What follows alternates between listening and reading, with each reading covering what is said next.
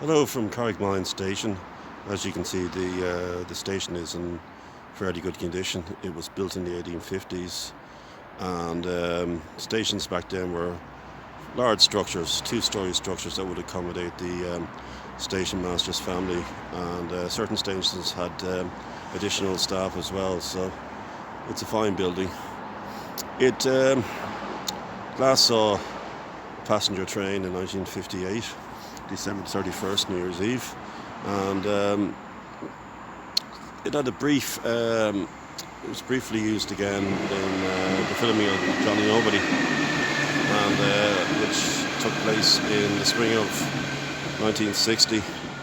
So this area was completely unrecognisable. You had a narrow road here, dusty narrow road, Glenamuck Road, and the priest was on the run trying to prove his innocence, and he approximately this area where the wall is, there was a fence there, and there was a gate, and he came up through the gate and he looked around him and saw the squad cars sort of pulled up roughly at the entrance here, and there was a train already, a green livery train already in the station, A class, and he went over the Dublin South Eastern Railway lattice girder bridge.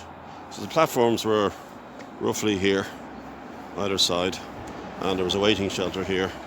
And by that stage, in the spring of 1960, there was only one line left. So that was in its final months. But it was ingenious of the film company to use this section as part of the film, as they did with Tully Crossing and Bride's Glen. So the line was ripped up, and the house was sold off to private ownership. And then the Luas from Harcourt Street road level up to Stillorgan meant a resurgence of the line. So after 50, not quite 50 years, but 46 years, the line was reopened. And then eventually this section of the line down to near the Bride's Glen Viaduct was reopened in September 2010. So it's proven to be very successful. If you contrast that time with now, it's extraordinarily different. I mean, in the background there's houses being built. I came up in the bus from Dunleary, and it's an extraordinary amount of houses down there. But at the time, Tob Andrews, it was a political decision. He was a brazy, no nonsense sort of.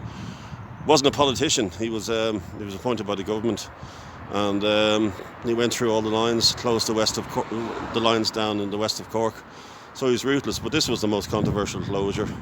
If it had been mothballed, as I said before, it could have been reopened probably in the late 70s or early 80s. Probably would have been a dark line. And but it's got a new lease of life, so that's good. There is a section there as you go towards Ballyogan and stuff where they've kept the right of way right down to Fox Rock, but it's unlikely that section of the line is going to reopen.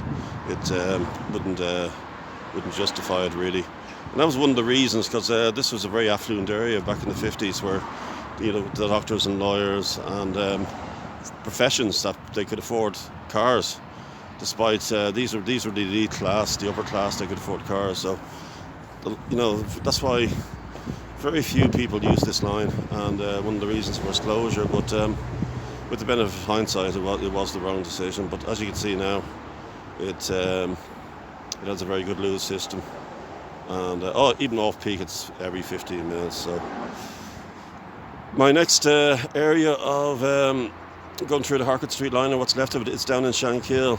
Now sadly Shankill is unlikely to see a station. The track bed has been built on and filled in, and there's the M11 slip road part of the motorway, so it's unlikely to see a train, and that was one of the reasons why they're quick to abandon the line, rip up the line, and build another. They top and tailed the line at Shangana, and they ripped up all the bridges between the city centre and right down to Dundrum.